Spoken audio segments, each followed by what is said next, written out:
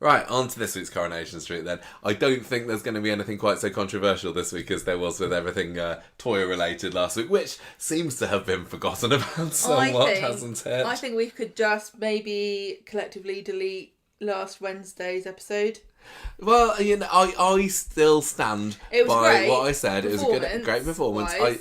But did we really need that? I don't know, but I don't know, I'm in two minds. Do I want it to have been for a greater purpose that will be revealed? If there is one, like I said, I'm happy to stand by it. I know lots of people are still very much against the retcon, but it does, you know, like we said, it seems to be just leading towards this affair with Toya and Nick, which was it hinted at this week? I can't even remember. I think the story only appeared on Monday. But yeah, at the moment, I'm not necessarily feeling the benefit of the reveal, but that's block filming for you. I'm sure that given 2 weeks time, maybe we'll be able to talk about it again. Yeah, now, this week felt like it was a bit of a fillerish week for me. You know, it had the Paul storyline was front and center, which is what I've been asking for all this time. Don't get me wrong. We got Denny as a new character. Everything else felt a little bit playing second fiddle to it. And there was some. We got Denny and Demi. We had a bit of Denny, we had a bit of Demi, but no Debbie this week, sadly. That would have made the could have had a trio. convention. Yeah. But yeah, we had the Steve storyline, which was very light. We had a little bit of Liam, a little bit of Alia and Adam. Even the Roy story wasn't huge, was it? And I know he had a bit of a hospital trip, but that hospital trips for characters don't really have the impact on me that they're supposed to have anymore. That's why they had to make Paul wait in the car park. So we've got to change the sheets because Roy's just been turfed out. yeah, you're right. We had, oh no, Roy's got to be whisked to hospital. He's fine by the end of the episode. Oh no, Paul's got to be whisked to hospital. He's okay. When Roy went to hospital, did you think, oh no, what's wrong with Roy? Or did you think, oh, I don't know, not eating properly? Yeah, I assumed it was because he was not eating. Were we supposed to be worried though? Because I was like, I think we're always supposed to be worried when characters suddenly have a little what's it called when you have a little swoon? Have a swoon. But it happens too often now. Exactly. Losing. So when we cut back from the break and Paul was kind of just kind of collapsed a little bit with his eyes open, it's like, oh gosh. What if he's actually dead? Because there was that scene when I know we're talking about this prematurely, but when Bernie's opening the door and Dev's there, I was kind of expecting somebody to burst in and tell her that Paul had died or something, because I think I don't think this is how they're going to do it. No, this is how it happens in real life. Sometimes people die completely unexpectedly, and I think that would be kind of. You mean in real life they don't have an episode where they just make up with all their friends that they've fallen out with and everyone gathers around the bed. Yeah. Oh, God. Except for one major character who's a bit late. Usually, I'm all for a surprise twist death, but I think that it's not. It doesn't feel right for Paul. Yeah, no. That today, no. But it would be a bit like that episode of Buffy, and if you've seen Buffy, you'll know what I mean. But that was one of the worst, most shocking deaths ever. That was the worst episode. I have literally no idea what But it was amazing. Right, so let's run down our stories for this week. We're going to start off with Bad Penny, Dad Denny. Right. That's not too bad, is it? I don't know what you expect from me. Wow, what a brilliant storyline title, Mark. Come on. I know it's been nearly 12 years, but I still when's like it 12 years? Bit of appreciation. Because you said we can stop doing it when we get to 12, didn't you? I don't think I did. I don't think I remember saying that. We've got the Demi Moore story, which was the storyline title we coined last week, and I was getting a bit worried on Monday and Wednesday that we wouldn't be able to use it this week, but Demi did show up on Friday, so Demi Moore it is. We had a little bit more of the On Roymand, a return to the Alia Wanted and More, which is up there with one of our worst storyline titles. Right, do you get this one, Gemma? This is going to see how well you are down with the kids. So Liam's been having a bit of a traumatic time recently, and he's doing some martial arts, so I thought I'd call this storyline Liam Payne. Is that a computer game? No. Is that a boxing man? No. Is it a rap man? No. Is it a TikToker? I don't think so. What is it then? He's in One Direction, Liam Payne. I don't think that's down with the kids, Payna. Michael. I think One Direction is... Is it not? Do I not? They passed it. I don't. I did have to look this one up. They're not a band anymore, are they? I've got Or no am I idea. really Is Harry upsetting Styles people? One Direction? Harry Is that what he's Styles, from? I couldn't name but any of the he's other by ones. himself now, isn't he? And is Alex Zane? He's got a radio. Was he? Alex Zane. I see. I don't know. Who's I don't know the names of members of One Direction. Right, Harry Styles, 2016, Michael. Okay. Liam Payne. He seems to be the only one left in it. Because everyone else has got a date, 2016, 2015, okay. and he's just still there. Well, we'll finish off the Leanne Institute storyline. Not that there was very much of it. Why did One Direction I love split? a bit of Rowan and Leanne and Toyo, and I felt sadly underserved on this week. But we still had to chat about it a little bit. Gemma, you volunteered to do the Bad Penny Dad Denny storyline, didn't you? So stop your voggling about like 30. One Direction like you're a teenage girl. I'm just trying to remember now it. in Do her I know? 20s. Do I know what songs do I know? No, That's look what up makes One you beautiful. Direction. Is that a God, song I never they should have did? brought it up. Maybe. Yes, I there don't you go. know. God, And that's literally the only one I've ever feel heard old. of. Gemma, what has been Paul up to this week? He's had a rough old time, hasn't he? Do you remember when you were young and you're like, I can't believe the grown-ups don't care about any of this stuff. This is the most vital thing that's ever happened. I really, really do remember. I remember one Like, of why my don't teachers you at care? primary school, like, not really knowing or caring what was in the charts. And you're like, I'm how like, could what you be so out of touch? Like, this is the only thing that matters. I'll never not know what's It's number probably one. been a good 10, 15 years since I've not known what's in the charts. I don't even listen to the radio. I've never listened to the radio. No, I Podcast where absolutely it's hate at, it. baby. I find it really annoying. Right. Anyway, Paul. Paul and Denny and Bernie and Gemma and a bit of Billy. Right. Billy helps Paul get dressed on Monday. Go on, 'cause tell he's me this doing- story, Gemma. He's doing his radio appearance that Yeah, day. with Amy. And Paul's saying, I don't think that they'll understand me. And Billy said, it's what you say, not how you say it. Because of his voice. He's being very, what's the word? Supportive here, but you do need to be understood, as I'm just demonstrating. But you can understand Paul, and I think Peter Ash is doing a very good job. I don't know. He's got coaching of some kind. He's doing. I don't know. Well, I could only assume so because there's not anything in his performance that is unbelievable to me. Not that I've been listening to MND afflicted people on the radio or in real life, but I completely buy his, and it's not coming off as like. Well, it's a very sensitive thing to do, isn't it? Yeah. Because if you do it wrong, it makes it sound like you're making fun of people. It's very difficult, but he's doing a really great job. Yeah. Then we get this really frustrating scene. This week was all about the kind of setbacks and inconveniences that disabled people have to deal with. Hashtag taking the diss, Shirley Exactly. Houston. So they're waiting for the taxi, and when it turns up, it's not at all suitable for his wheelchair. And the man's like, "Well, they'll sort you out at the office, but I can't help you." And he just drives off and leaves him there. And then when he turns up at the radio station, he gets like the toilets aren't open, and then they're being used for storage or something. Like, why don't you store crisps in there? That's great. I loved it because Bernie was like, "Yeah, still a packet of Quavers there," and then you see her eating the Quavers afterwards. Quavers are like totally a Bernie crisp. They're the ultimate 90s snack. I know you still get them these days, but I love a Quaver. I think that's probably Quavers my favourite. are great. My favourite crisp adjacent snack. They're certainly not posh crisps, though, are they? They are not posh crisps. Artie wouldn't eat those as a treat. No. So he's about to do this interview when he gets a call from his MND group, and it turns out that they have lost their funding for where they meet, and he talks to about this to Amy in this interview.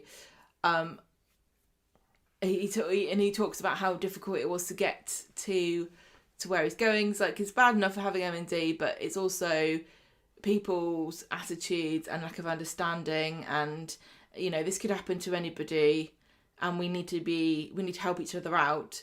And now my MND group doesn't even have anywhere to meet, and then he drops an F-bomb, and Amy's like, uh-oh, and then turns it off. See, I didn't buy it. Nobody in Coronation Street ever swears, but they've had a couple of times over the years characters accidentally doing it, and then Corrie finding hilarious ways to cover it up.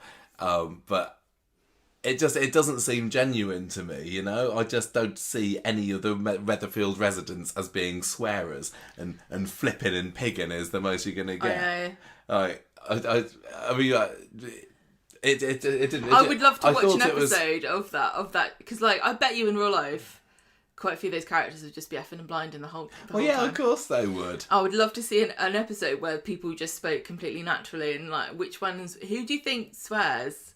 Paul and Bernie definitely all the time. Do you think? Yeah. I think probably Steve might do. Yeah, Steve. I was thinking Steve. He's just stifling. Yeah. Some real. Right. So the interview's over, and Amy's a bit concerned. And when they reconvene later, she gets at the Rovers. They're all sort of talking about how it went. Well, yeah, Amy's worried that she's going to lose her job. I don't get this really. I think it probably is a natural reaction, but I was still, as I was watching this, thinking, oh no, they just threw that in for a bit of drama. Paul doesn't swear, of course not. Yeah, but that's perspective that you've got from being a grown up. Yeah, I know. Like, but when you're younger, you kind of think everything's the worst thing. I suppose for Amy, this was like her debut, and she's a student radio. Yeah, I don't think Amy swears. Amy doesn't swear. No. Although, tell you what, Blanche, she would, wouldn't she? Right. So yeah, she's worried she's going to lose it, but it's not her fault that if a guest swears, and she did it. Well, I'm sure that almost every person who's ever done a live interview has had a moment where somebody almost did or definitely. I can't remember. I'm trying to think. Out of all the Corrie interviews that I've done, I think I have. I think I've had the odd swear here and there. I can't remember whether I bleeped them or whether. Goodness me, we don't say that around here. I don't think I've ever bleeped anyone. I think I just like. I think most of the people that you interview are very media aware, and they know you don't just go on an interview and start swearing. No, it's, right. They know. Amy gets a phone call and she's like, "Oh no. What's that? The show's gone viral. Record streaming figures." Students love people with MND moaning about how everyone's always taking the diss. I found this very difficult to believe that, I mean,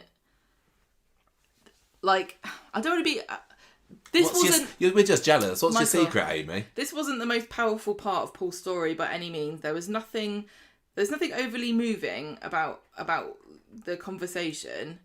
There's nothing to top any part of his story as far as, like, how interesting it... Because we know everything he was saying, kind of. I mean, the stuff about access was new. But it felt a bit shoehorned in. Especially silly. Like, on his way there, the taxi can't get him. There's quavers in the toilet. So now he's going to talk about this. No, but I didn't find that unbelievable. But it's like, we normally get 5 listeners, now we've got 10. It's double. What I want to know is, like, did people start listening to it and then just start texting all their mates, going, "Guys, you gotta switch on Weatherfield Uni FM or whatever it is that Amy goes to." I mean, it seemed to have done the job because flipping Denny was listening to it, wasn't he, in his car? Was he? Like, he's listened to it. He's like, I know he was listening to because Amy says that Weatherfield radio is going to do something on it, and then do you remember they were all sitting around the table and then she picks up the radio and, like, turns it on, and they all go, "Let's listen now because it's definitely on now." Oh yes, you're right. So it did spread. So the students are setting up a funding group. Yeah, it must be after the fact because they set up this fundraiser for the MND group, right, sorry. And then this bloke, this dodgy man in his van, is listening to the radio interview discussion and writes down Paul Foreman and Weatherfield on it, like. Yeah. Definitely find him now. Tell you what, when you have a harsh interviewer for Paul, it's Foreman grilled. There we go. Little chuckle for you there. Do you know that guy called all of his children George Foreman? No. Yes, true. So yeah, we were led to wondering at the end of Monday's episode who could that be. Sadly, I had seen a spoiler. Had you seen the spoiler? Did you know what it was? I don't think you did. I don't know. What do you think about the idea that Paul's dad has been brought in at this stage? I hated it. I thought it was terrible. Why? I don't like this at all. It reminds me of what happened with Hayley.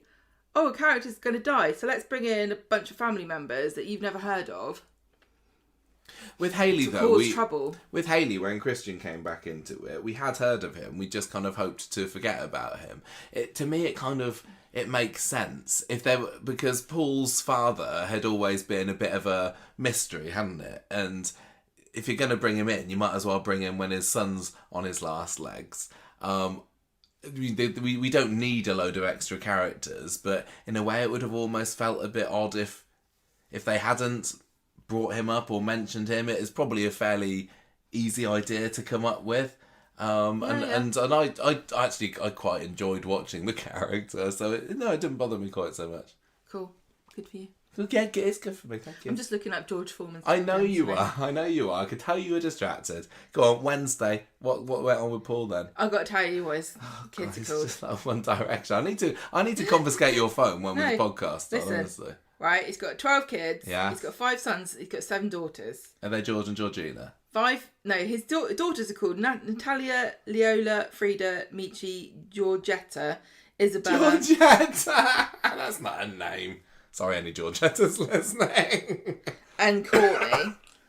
His sons are called George Jr., George the 3rd, George the 4th, George 5th, and George the 6th. Nice. Named after British royalty. Hope they Why didn't all did he turn start mad. at 3? Right, come on. Wednesday. Well, what's all Paul and Danny been up to? Okay, right. The crowdfunding has done really well. They've got over £2,000. Where was this money when they needed like the wheelchair and the stair lift and the new door? And the new door, yeah. If you'd have known, all he had to do was get on the radio. And also, what are they going to do? So the council, what are they going to do with it? You said, they're just going to have it probably at the... Yeah, they're going to find somehow for the MND group to meet at the community centre. Selfish Yasmin hadn't sold the community centre. Who owns it now? Nobody. Nobody important. I mean, to be honest, I don't think that the community centre is really that accessible. I don't know. Is it? I mean, it's ground floor, but yeah, there's a bit of a step up, isn't there? It's not really wheelchair accessible, is it? Yeah, I don't think I'm not expecting to see the MND group in there. I don't think we need the MND group to make an appearance. No. It's about Paul. It's Paul's story. It's not about Paul and others. Gemma sees Maria in the street and says, "Look at this crowdfunder. Do you reckon it's going to change the council's decision?"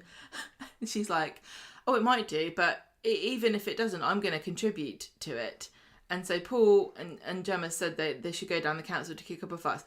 Honestly, use your brain here, Gemma. If the council see that you can raise £2,000 for an MND support group, why would you fund it? Yeah.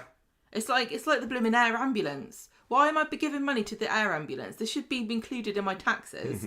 I think we should stop supporting it to force the government to pay for this bloody thing, don't you think? Yeah, everybody stop donating to charity. Stop donating to charity. Get the government to do it, and but I think there's. But do you see what I mean? Like the logic there is that the council, the public funding, the council is not going to go. Oh well, in that case, we'll match it, are they? They might do just for general tweenness in the storyline. Denny sneaks up on Bernie in the street, the dad, the guy we saw in the van, and he says, "Oh, I heard our Apollo's dying on the radio," and I don't know whether he said it quite like that, but thanks for reading my notes, literally. By the way he was at the end of the week, I wouldn't be surprised if he did.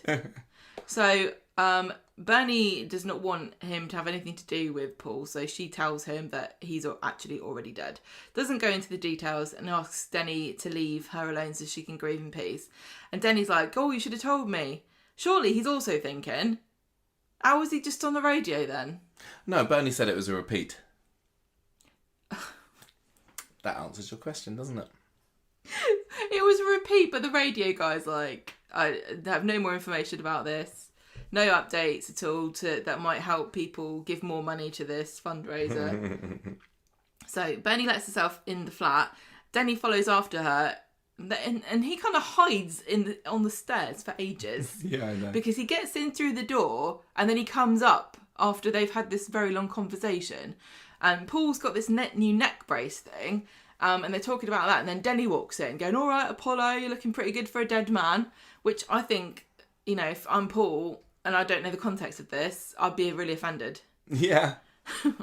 Paul can't believe that Benny said that he was dead, and Benny says, "I was just trying to protect you." And then Gemma's there also in the flat at the same time, and she's fuming about the fact that he's there, and Denny doesn't care. It's like water for ducks back.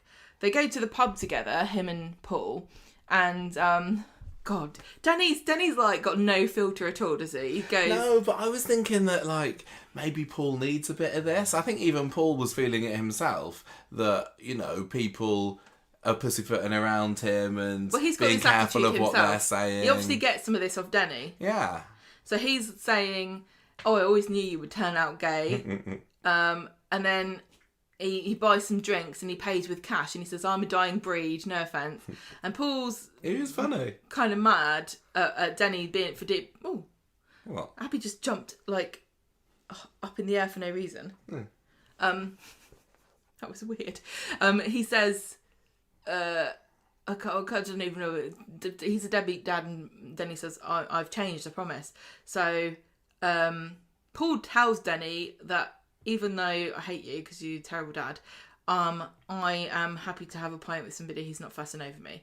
So I don't. We haven't said so far, but the story that we're led to believe at some point during this episode was that he abandoned them and beat them up, didn't he? They said Danny beat the kids up when they were little. Did they bring this up in this episode? Yeah, I think so. It was definitely established before this point that. But I always thought that Paul was raised by Denny and Gemma was raised by Bernie. That was a story at one point. Oh yeah, because people are asking why do they have different surnames. Is Denny Foreman? I didn't actually check the credits. I'm not sure Didn't about look that. at it. Well, it might. Yeah, maybe. I don't think it particularly matters. So he's just, you know, not just a what's the word, deadbeat dad, but also a dad that beat them. So Billy's trying to convince Gemma and Bernie that whatever Denny did in the past is a good thing to reconnect now, and they don't agree. Like, also, it's like, if you're in a situation where family members are like estranged from one another and you don't know the story, maybe don't tell them to like make friends with each other. If you know. Well, Billy is a vicar. He's a bit of a peacemaker. No, you told me he's not. Remember, he quit. I know, but he's still got it in his blood.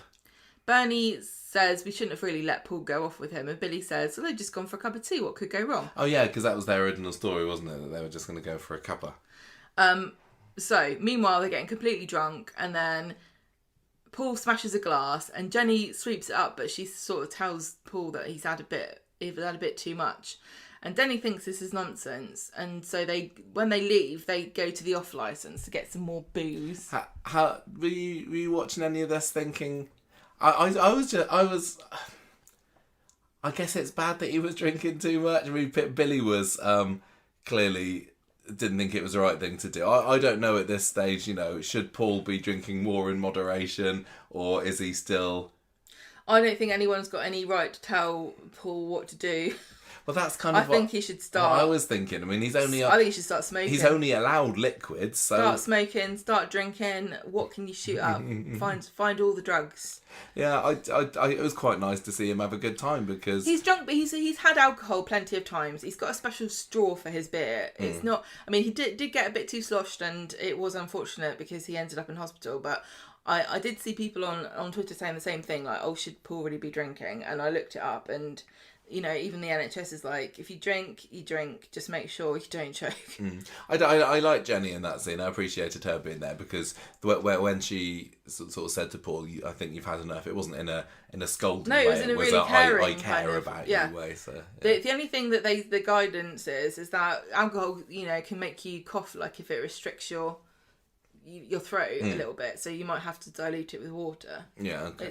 What's the point of what's the worst thing that can happen? I mean, we saw the we worst pretty much saw it the next day. But that was because he was with somebody that wasn't really helping him out. Yeah, I think it wasn't the best idea to let him go off with his dad, who knew nothing about how to look after him. No, that's completely right. And then they did it again the next day. Well, Paul left Paul alone in the flat with Denny. I find that very hard to believe that they would believe that he had any idea what to do, because even if you the best will in the world and you want to help, which he obviously doesn't, you need to know how to do things. Like, yeah, it's like you wouldn't leave your baby with somebody who has never looked after a baby before. If he needs to do, what do I need to do? How much help does he need? Or if I have to like lift him up in his chair, what's the best way of doing it? Like, is there a way that I'm going to hurt myself? Billy. Yeah, so in a way I do kind of partly blame Paul's family for allowing this to happen. Yeah, just because you're someone's dad doesn't mean anything. No, it's not a natural... No. It's not like I naturally know how to deal with my child who's got MND. No. Right, so they get back to the flat and they're completely sloshed, and Billy and Benny are not impressed at all. And Paul's like, I'm fine, it's just a couple of drinks, I'm just trying to cheer myself up. And then he throws up all over himself. That was quite a shocking moment. I know. I wasn't expecting that. It was a bit, and it was as with everything else in Peter's performance, very, very raw, kind of like, oh, this is, the realities of living with something like this. And so I think it's also the realities of just being completely, I was going to say a different word, drunk. You were about to do a Paul on the radio there, were you? I was going to get fined. We don't have swearing on this podcast, madam. So I didn't enjoy it, but it was like more than I would expect Corrie to do. I would maybe have thought it would have happened off screen, or I don't know. People could throw up on television. Or, but usually when people are sick on telly, what we see is their head in the toilet bowl. We don't usually see the sick coming out. Yes, you do. Do you? Oh, I guess I'm not watching the right kind of programmes. Yeah, I watch programmes all the time. Not pre-Watershed vomit. I wasn't ready for that. But yeah, you could tell that at this moment that Denny felt completely in over Denny's like, catch you later. I'm going. I'm not staying around here to mop up my son's sick. Thank you very much. At the end of the episode, Bernie catches up with Denny and says, look, bugger off. And he says, oh, I've got a little secret that you don't want getting out, so I'll be calling the shots. Thank you very much. Yes. Interesting. That secret is heavily hinted at in the next episode. We don't get to find out what it was. I think I know what it is now, yeah. I was hoping that it would be revealed properly so we didn't have to speculate quite so much in today's episode. But right. Friday. Dev's listening to Bernie rant about Denny in the shop. And he's like, do you want me to have a word with him? And he's got his golf club in his hand. And she's like, no, I don't think this is fine. In the flat, Paul's getting a lecture off Billy. Paul does not want to hear this. But Denny comes around later and he wants to watch DVDs with him. And Billy gives him disapproving looks. But Paul says, look, I'll be absolutely fine. But Billy has to go and see Mr. Finnegan, the grieving parishioner. Yeah, so he buggers off. What was his plan before this? Well, who? Billy? Yeah. To probably be a bit of the fun police as. What do you mean? Between Paul and no, Denny. Billy's got this plan to go see this parishioner. So what is he going to do? Just bring Paul? Yeah, maybe. And Paul's sitting there. This is awkward.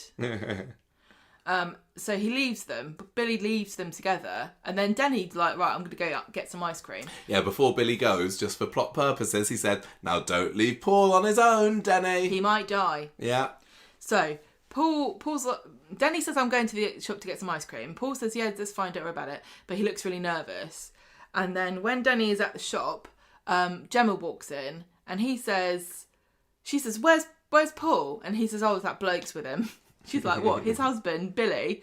And then he asks her, can I meet my grandkids, the quads? And she says, no. And he's like, oh, but that's not fair. I've been hearing about them all. People have been talking. Every time anyone talks about you on Coronation Street, they always go, those bloody quads. I can't wait to meet them. See, did you think this was genuine? I thought when we saw Denny and the quads together, he did actually seem interested in seeing them and he wanted to connect. That's why I don't think he's a thoroughly 100% bad egg. Don't you think? What's because he's kind of being I don't know why I'm just turned into the Denny defender today. I know. But I enjoyed watching him, and yes, clearly by the end of today's episode, if it wasn't already clear, he is a proper wrong 'un. But it's not like everything that he was doing had an ulterior motive. I think at this point he really did want to see his kids. He wasn't just like his grandkids, sorry. He wasn't looking for an excuse to avoid going back to Paul. Yeah. So what though? It doesn't mean he's a good person. No, it doesn't. It just I just don't want him to. I don't want to say that he's they've done a good job of making him a bit more bone. fleshed out than a normal villain. Yeah. which is better than like the normal kind of obvious ne'er-do-well that we get. Gemma's not keen for them to meet him, but he to Saram, and so they go to the cafe, and he shows them some magic tricks, doesn't he? In the flat, Paul starts to have trouble breathing, and he is kind of he has to take his brace off, and he can't catch his breath at all. He's all red. Yeah. And he is starting to going red. He can't breathe. So he manages to phone 999 and he asks for an ambulance, but he drops the phone on the floor, and then we have an advert break. It was funny that we saw between that advert break and the next one, we saw very little of Paul, didn't we? Because they came back from the advert break and they had scenes and scenes and scenes from the other stories, and I was like, oh yeah, what's going on with Paul? But I would have thought that, you know, if you are connected through to an ambulance, and they must have heard something. Don't they send someone out to go and check anyway? Yes. If you're asked, oh, sorry. Yeah, but they did though, didn't they? Because the ambulance arrived. He called the ambulance. No, but I thought that was when... Didn't somebody... Yeah, no, I thought there was Denny called the ambulance once he came back. I don't think it was... The ambulance was already coming because you could hear in the background the sirens. Oh, could you? Okay, I missed that. Fine. So he doesn't need your help, Michael. Bernie goes home and looks at some of Paul's baby things, and Dev comes in and she's got this bundle of letters, and he can tell that she's hiding something, and she says something like...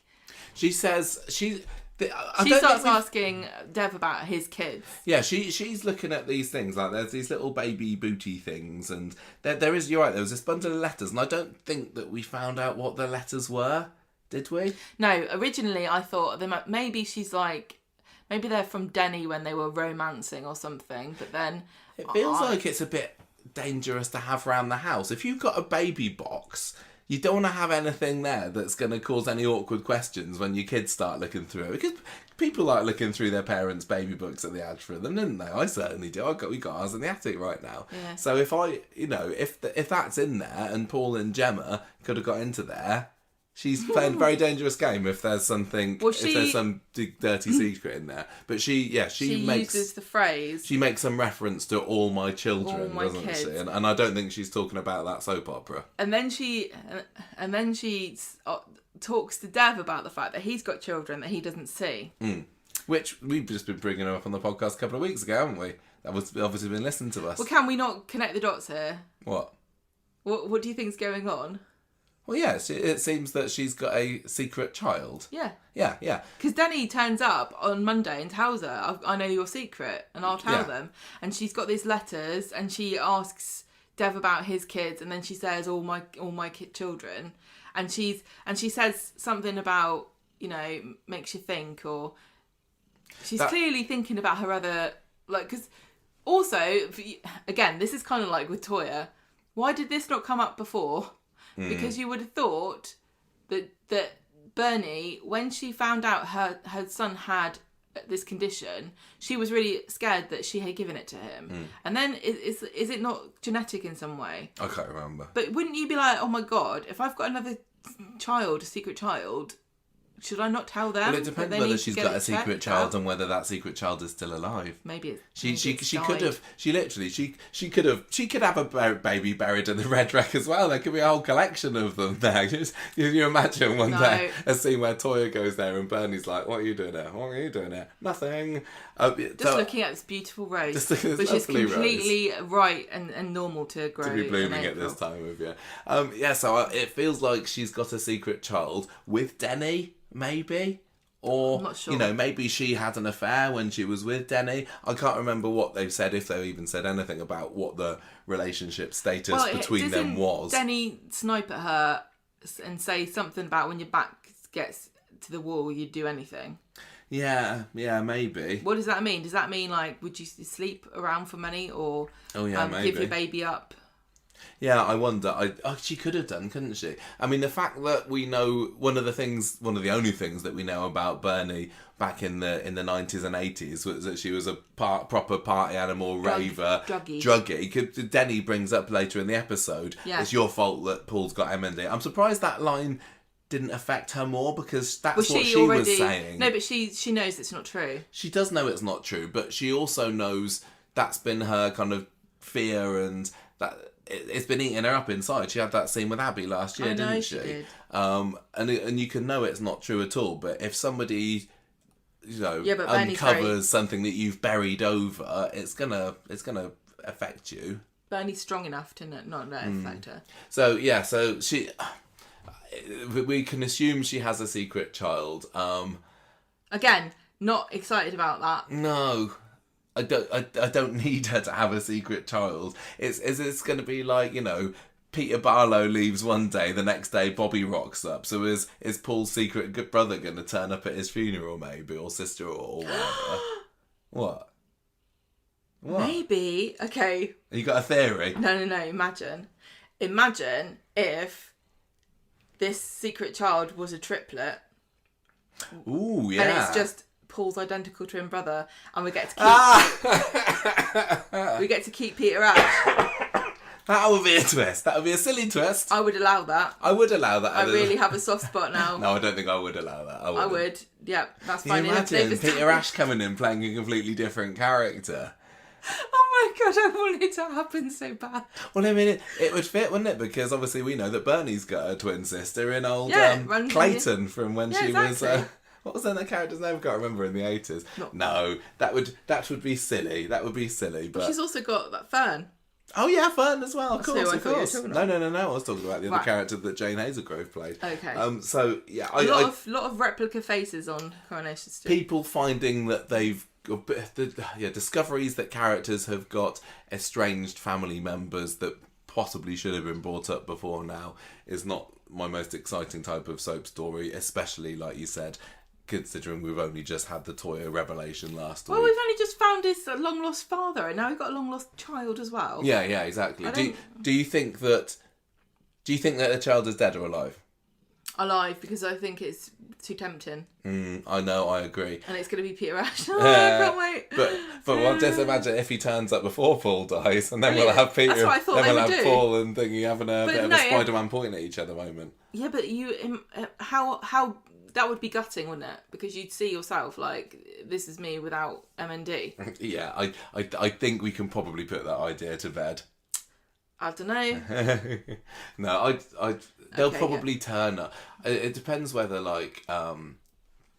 Denny is still in touch with them. Well, are they dodgy as well? We've talked too much about this. Move on. So, we've left Paul unable to breathe, Michael. Oh yeah, sorry Paul, he's probably dead now. No, he's not. He's okay. Because Denny gets home and he finds him. I thought he was dead, but he's not. He's okay. This is why I'm not a student paramedic like Asher is, because Asher comes and Billy's walking home and he chucks his apples on the floor, and when he sees Paul being put into the ambulance, yeah, nice to see Asher at last, student paramedic. It did kind of make me think, okay, is she going to turn up every time now? It's like Craig. Exactly, it is the concern. When she was in the ambulance and she was tending to Paul, and she was saying, yeah, I know, I'm just monitoring his oxygen levels to make sure. And I was thinking, oh man, I trust Asher so much more to be a paramedic than I trust Craig to be a policeman. That's true. I was still watching it thinking, oh, come on, stop pretending, you're just Asher. You don't know what you're talking about, you're a little girl. Yeah, I was, it was bad. But I think no, I didn't. It's inevitable. I thought she was great. Now that I think she did a really good job. She was so competent. I was so proud of her. I was like, oh, I've watched you grow. She was good, but are we just going to have lots of scenes with paramedics now? Okay. How would that be different? I don't know. I'd like to see a scene where she has to, really think on her feet. I mean, what she was doing today was just wheeling Paul into the ambulance and being very reassuring and lovely. I hope that it won't be too long before we get to see a scene where she has to, arrive at the scene of a big accident and she has to think on her feet. Yes, okay. Oh, sorry. I know, but we're trying to get through the story. Well, I don't think that Paul's still fighting for his life here, Michael. Sorry, Paul. Sorry, we know you're fine. That we cut out all the bit about what Dev says about being guilty, about not being a dad. Yeah, we did. That was a great. As I say, that was a brilliant scene. It gets in the middle of the night, and she's not really opening up about why she's asking him about his other children. Yeah, this episode was one of many that show how great Jimmy Harkishin is, because he comes in all saying, "I've got an albatross man," and by the end of that same scene, he's there there sobbing his heart out, worrying, thinking what a terrible dad he is. Now he wakes up in the middle of the night thinking, crikey, I've not seen Amber since however long, plus whoever else I've spawned over the years. I'm not expecting this necessarily to lead anywhere. That kind of conversation could, in some circumstances, mean watch out. Dev's kids are on the horizon. They're going to make a comeback. No, I think it means watch out. But Bernie's kids. Yeah, it's more like that. But I appreciated it. But it probably also really confused a lot of viewers, because when we've spoken recently about Dev having lots of kids, some of our listeners have gone, "What? That's news to me. I thought he only had two." So I bet there were a lot of people watching this evening pretty shocked at the revelation that he has numerous children. If anything's going to wake me up in the middle of the night and I'm Dev, it's not worrying about Amber, it's thinking, where's Maya? Yeah, I know. She must be out of prison now. He probably does, doesn't he? She's going to come after me. Oh, that's the dream. I know, I want her to. Right. Oh, can you imagine Bernie versus Maya? Ah, yes. I think Maya would spit her out. I think she would. I don't think Bernie would. I mean, Bernie's got street smarts, hasn't she? She wouldn't stand a bloody chance. Anyway. But but for plot purposes, Bernie probably still would win, wouldn't she? And it'd be a little bit unrealistic. I think she'd just bonk her on the head. Right, Billy, Paul and Ash are in the ambulance, and they're stuck outside the hospital because there's no bed. And they've been there for like half an hour, and Billy's frantic, and Paul eventually comes round, and Billy's very relieved. And then Gemma finds Denny in the street, and she can't believe that he's not gone to see Paul in the hospital, or that he left him alone in the first place. And she's like, right, you come to the hospital with me. Why on earth would she? I don't understand why. Why would she want that horrible guy? He clearly didn't want to be there. I think it's more of a case of Paul would want to see you there, because as much as Gemma thinks that, or knows that Denny is a massive waster, well, she doesn't want Paul to wake. Move. Yeah, it was a bad move. It was in the end, but she doesn't want Paul to wake up and like, where's my dad? I don't think so. Oh, that's what I would think. Well, don't bring my deadbeat dad to my hospital room, please. And he's left me alone to choke to death. So they're in the room later. Gemma and Denny arrive. Literally everyone's there, aren't they? Even Deb's there, Bernie's there, Billy's there. And it turns out that the reason why Paul is in the hospital and can't breathe is because he aspirated some of his vomit. Yeah, they gave the name of the condition, didn't they? I didn't catch it. Then they have this argument where this is when Denny accuses Bernie of being responsible for all the pills she popped, and he's like, everyone's like, get lost, nobody wants you here, and then he buggers off. Dev picks Bernie up from the hospital at the end of the day, and also we get to see Denny outside on the phone trying to sell off this electric wheelchair. Yeah, like he thinks Paul's gonna die, and does he think Paul's gonna die, or is he just trying to sell the wheelchair from underneath him, literally? See, this is where I'm really torn, because I. What, you think he's being a good Samaritan? No. Because I watched Wednesday's episode thinking, he's not such a bad egg after all. He's clearly somewhat misguided, and he's got this secret on Bernie that he's going to hold over. I'm sorry, you really, really think that just because somebody wants to see their grandchildren, it makes them a good person? No, of course not. But I didn't realise, I think it was that particular moment at the end of today's episode. And also when he wasn't interested in seeing Paul in the hospital, when I was like, okay, I would admit he is 100% a wrong man. Because it looks like I would say he's going to try and sell the wheelchair while Paul still needs it, rather than waiting for him to drop off his perch. He's going to wait. Yeah, although he's going to have a hard time getting it down the steps. Where is it at the moment? Is it still in a flat? Yeah, I guess it is. I don't know. It doesn't go upstairs, does it? I think only Paul goes upstairs, and it just is downstairs in the hallway. Yeah, I can't remember whether we see Paul in his. Where'd you put your shoes? Yeah, so maybe that's going to be, next week they'll get back and the wheelchair won't be there. I don't know. And Denny won't be there. It's not that thrilling. Did you generally find this story? Denny I guess he's exactly who I'd have expected Paul and Gemma's dad to be. Yeah, they got a good likeness of him, of Paul. I would certainly buy that they're related. He's clearly charismatic, because you think his sun shines out of his bum, even though I don't. He's a criminal. Just a little crack coming out. A little crack. No, I've hugely championed this story all the way, and this week's didn't inspire me as much as some of the others. I think I've preferred like the love story element of Paul and Billy, and adding this extra kink to the story with bringing in another character. Just doesn't necessarily feel needed. There's already a lot going on. Yeah. Is this particularly necessary? But like I said earlier, if you're going to bring back Paul's father, then now's the time to do it. And maybe we would have been asking why they didn't if they hadn't. So I can't criticise it too much. They can't win with this, but I still love the story. Yeah, it was good. I thought he was great on the radio. I put on Twitter after the episode that Amy was one to talk, because she was also a bit of an accidental swearer, wasn't she? Do you remember in the panto that they did in the Rovers that one time, where I can't remember what it was, whether it was Cinderella or something, and Amy, I think it was before Elle Mulvaney joined the cast. It was the previous one. The previous one. Amber Chadwick, was it? I can't remember. And they had her character swear in the middle of the Rovers. Why did she say a swear word? I think there was just a little story where Amy was a bad influence, and she was getting a bit sweary. Amy was a bad influence. Yeah, and so she stands in the middle of the stage at the Rovers, because there was a stage somehow able to fit in that corner, and she swears, and it's all censored over by various things. So she's done it. I think Joseph did a swear at one point as well, little Joseph, but I don't know. Everyone's sworn at least once. Surely in their lives. Yeah. Right. So what did you? Was it worth bringing back Denny? Yeah. Yeah, says Gemma. Yeah. So from Denny to Demi then. Demi Moore. I thought that I really wanted Demi to just be like a woman version of Tim. Oh yes, you said that when we were watching it today. If she'd been like somehow the female spit of Tim, that would have been quite hilarious. Imagine if she'd come in, right, and she'd had exactly the same outfit, because Tim's got these granddad shirts, hasn't he? And he wears a denim jacket over the top.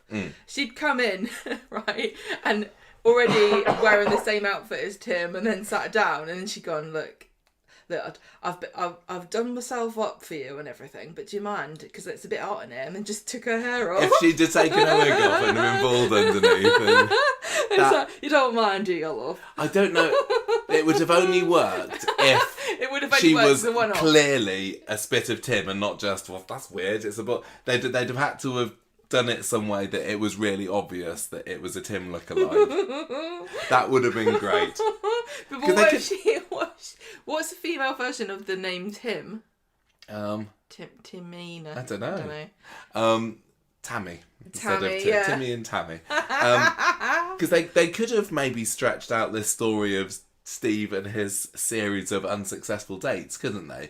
Because Wednesday's episode was all about him meeting that Carol, and that was a really fun episode. Yeah, you know, I slag off Steve as much as the next person, but I thought that his story, and actually some of the time him himself, were really quite tolerable this week. He works better in comedy storylines. I don't know why they try to do anything different with him these days. Well, sometimes it's too silly still. And I thought Tim was brilliant this week. Joe Datine was given some really funny expressions this week, but not over the top ridiculous. And like when he's like peering in on what Steve's conversation is and getting berated by Sally as well. I thought I really, really enjoyed this. Can you imagine? And I'm kind of, I can't believe I'm saying this, but Tracy can stay in Spain a bit longer as far as I'm concerned. I don't think that anybody needs her to be back in Weatherfield at the moment. Well, imagine if his date was called Tammy and she told him it was short for don't call me Tammy. All my friends call me Tam. Maybe who knows? Demi might not be the last. She might not work out. Yeah, although she was pretty well suited to him. So Monday is is more just about the dating app kind of thing, and that Steve's getting all these hits because he's got this new fancy app that Abby suggested last week, hasn't he? And the episode is basically like, who are we going to go for? And he shows, oh yeah, they had that thing in the cafe where he's showing Kevin a picture of this nice looking lady called Carol, who's the one that he eventually meets. And Abby kind of sticks her beak in and is like, oh, why are men only interested in women about their looks? Oh, and I thought, I think that women do that too. And I don't think that Abby was. It felt out of character for her to I don't get think her. Abby would find that offensive. But also, No. wasn't everybody taking the mick out of Steve for a stupid picture of himself with a fish? Yeah, exactly. So I mean, it's a dating app. Pictures kind of count for something. So I don't know what's going on there. It usually, they don't get it wrong with Abby. But that didn't work for me anyway. Well, she was annoyed with Kevin. Yeah. She wasn't annoyed with Steve or Tim or anything. She was annoyed with Kevin oogling. Yeah. Maybe she's worried because she's a looker, isn't she? Maybe she thinks she's deficient in personality, and that's why Kevin tolerates her because of her looks. I don't know. Not because of her rants and bants. I'm hoping, I've been hoping that we're going to get more Abby for over a year now, and maybe this is the beginning of something. But, is it the beginning of relationship difficulties between Abby and Kevin? That doesn't particularly fill me with joy and glee because we've already had enough breakups this year. But anyway, that alleyway doesn't particularly get explored this week. But we're back to with Steve, and he's showing Shona a picture of Carol, and she says, she looks a little bit snooty. Did Carol seem snooty when she actually turned up on Wednesday? No, she just seemed like a normal middle-aged woman. Yeah, she's fine. So Steve starts to get a little bit worried about this possible snootiness that Carol's going to have. And Abby starts saying again, like, I'll stop going on about how women looks. Anyone's better than Tracy. Then it turns into a bit of a bitching session about Tracy, doesn't it? And Steve doesn't like it. So we're supposed to infer from that he still hasn't quite got over Tracy. Still got lingering feelings. He does, doesn't he? Which makes sense. Well, it wasn't his idea for her to fall in love with a footballer. No.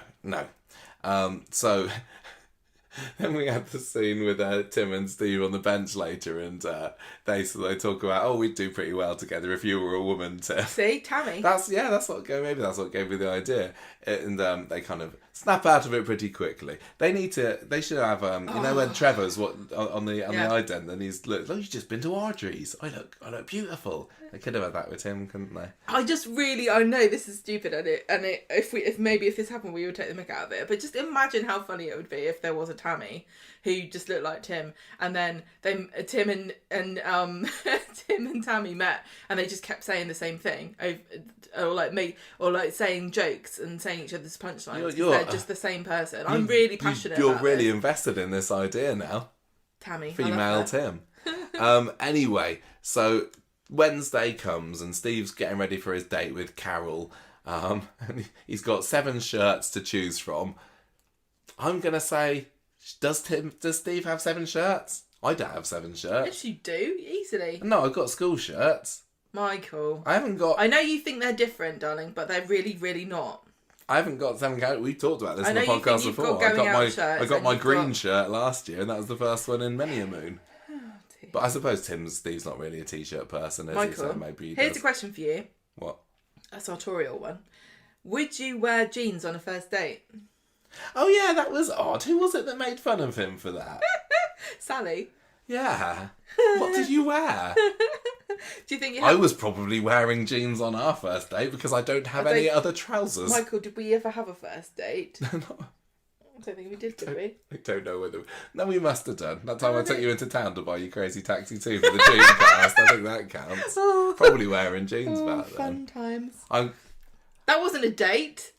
Do you ever regret missing out on the dating life? I'm hoping it will still come. It seems like it's a rite of passage that all human beings go through, and it somehow managed to pass us by. Lots of human experiences have passed us by. Yeah, that's true. Anyway, so Sorry. we're special, aren't we? We've That's got why a we podcast, watch. we've got That's a why cat. we watch soaps to get human experiences. I would have no idea what humans are like if I wasn't No, watching we need Coronation to Street. educate ourselves. Yeah. Anyway, they should get Richard Attenborough on to comment for us. Do I mean Richard or I mean David? Which one's the animal man? David. Richard's dead. Yeah, let's not get him. Anyway, look, we're digressing far too Why much. would you want him? Why would you want David Attenborough to narrate us? Because he'd be like, "This is weird. What are they doing?" No. He needs to narrate Coronation Street for us. And explain that this is the kind of... These people are going to a thing This called is a normal. pub. Everything you think is weird is normal. Roses in April, totally normal. Anyway, so Tim's going to the pub. Steve's going to the pub. And he goes there, and Carol comes in with this gaggle of girlfriends. So she's kind of got backup, hasn't she? She's scared, yeah. so she's brought her friends with her. I liked Carol. She seemed like... Why is she friends with Aurora? Yeah, Aurora was far and away the star of the show. She was absolutely brilliant. I think it was an odd decision to make the date of Steve have not a whole lot of personality. She just kind of sat there and she's just was like generally just kind a of normal person, normal middle-aged, well, not in her 50s woman. What's wrong with? I don't think how are those different? Well, you don't often live till you're 100. I don't know. But all right, okay. she didn't particularly seem Steve's type at all. You really think in your 50s you're old, do you? No. Let's. I'm not going to say that. That ridiculous thing to say. Because that's going to be us soon. Michael, I didn't say that. You just said she can't be middle-aged because she's in her 50s. Okay. I say middle-aged. Because I'm not middle-aged. Am I middle-aged you now? You are middle-aged. Oh, no. Yeah, I say you're middle-aged until you retire. You reckon? Yeah. As soon as you retire, you're old. Okay. Or very lucky and a lottery winner. Oh, nice. Yeah, so Carol... It just didn't seem to me to be Steve's type, but she was really nice, and she was kind of a very normal, realistic-looking person that maybe Corrie's lacking a little bit. She wasn't. She reminded me a bit of Connie Rathbone. Yeah, you're right. She wasn't as old as. I don't think she's as old as Connie. She looks. She's like a normal lady. She looked like a well-lived woman. Well, she's not unattractive, but she's not Aurora. Yeah, she hadn't done herself up sort of. With a faithful slap. No, she wasn't. But I thought that Aurora she was nice. But Aurora, absolutely brilliant. I said to you that she reminded me a bit of Yana. Yeah. Just because. But so did Demi today. Somewhat. I think Steve's picking him. I think Steve's secretly yearning for Yana. Do you reckon? I think he's subconsciously trying to manifest her. Yeah, so she was very larger than life. She had, big hair. She was all done up. She was... Gobby. Proper gobby. She sparkled, Aurora did. Oh, why don't you date her? I thought that she was brilliant, and she's been brought on as Carol's wingman just to make sure that Steve's not a weirdo, which I think she missed the fact that he is a little bit. But anyway, she promises that they'll all be gone soon, just so that Steve and Carol can enjoy the night together. But when they all pile into the booth, it looks like that they're intending to stay for the long haul. But Aurora takes a fancy to Tim, doesn't she? Oh yeah. She keeps trying to get him to join them, and he's kind of scared, actually.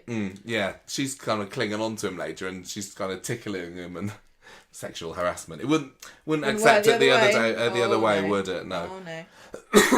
And this is when Sally comes in just in time to see Tim being molested by this horny woman, and Sally is not particularly impressed by this. Gives him his marching orders, saying, "Right, out you go, back home. We're going to talk about this." And her ultimatum to Tim is that you're not allowed to be friends with Steve anymore, wasn't it? Yeah. They're there folding sheets in the conservatory together, and she reads in the Riot Act a little bit and says you're not allowed to talk to him outside of work. Bit harsh, maybe. Although I guess she kind of explains herself on that bench scene in today's episode, like I'm worried if Steve's got a divorce, I'm worried that you're gonna want to get a divorce. But I've never felt any insecurity from Sally. about how Tim feels about her. That's a fairly rock solid couple, I'm gonna say. There was that weird scene, wasn't there? Friday's episode where she's saying, "Oh, when people see us together, they think that I'm punching above my weight, and they all think that you're the handsome one." I was thinking, what? It led to a nice little chip stealing scene on the bench. But... I mean, they're both actors, so they're both attractive. But I would say of the two, the characters, Sally clearly takes more care of her appearance than Tim does. He polishes his head every morning. What are you talking about? But I'm only talking about the actors. I'm not talking about the characters, not the actors themselves. But Sally's got a nice haircut and she's always well turned out and things, and Tim's just a man. Yeah. A bit harsh on Sally, but it was still an entertaining watch because I do like to see Tim under her thumb. I thought it was funny when the girls eventually go and leave Steve and Carol in the booth, and then Aurora comes back and's like, "It's my number, can you pass on to Tim, please?" Funny. I really want to see her again, and I just know that we're not going to. Is that not why Sally was right to be worried? Mm-hmm. Well, Tim's not going to do anything about it, is he? He's not going to reciprocate. You don't want to tempt someone on a soap, Michael. Yeah, anyway. Bring back Aurora, that's what I say. Maybe they will. Maybe it was a tryout. But anyway, then we get that funny scene where Tim's... Has he taken the bins out or something? And Steve happens to be there. And Tim's got his Weddy County shorts on. And Steve says, "Oh, you're not supposed to support them anymore." But they have that little conversation. It's like, "Are you splitting up with me? But why?" So Sally won't let me play with you anymore. It was better when they did silly. It was silly, but very, very perfect for Tim and Steve, who have got an adorable bromance. And that's it for that story. For Wednesday, that is. Friday, we get a return. No, Demi texts. Yeah, a return to the pot by Demi, who was the return to the pot. I don't know what I'm talking about. She was the one that he had seen on the other. He's making a sexy stew. She'd been on the other app, hadn't she? And then Steve thought that he was ghosting her. No, she deleted her whole thing, didn't she? No, she asked was him ghosting out. Him. He asked her out, and she deleted the whole app. Oh yes, that's it. So maybe there's something more to this. Demi Moore. Maybe she's not even the same person. I think that she probably is. I don't think there's supposed to be anything. I don't think there's any secrets here. So anyway, for whatever reason, Demi contacts Steve because he's hunky. Yes. There's a few more funny little scenes between him and Tim. We find out that their WhatsApp group together is called Stim. What was the other one? Nina said that. What's Plat Chat? No, they were talking about... I think Corrie are too obsessed with Plat Chat. I know, I think they need to drop it now. It was funny the first couple of times. Yeah. And but it's not funny anymore. No, it's just... Yeah.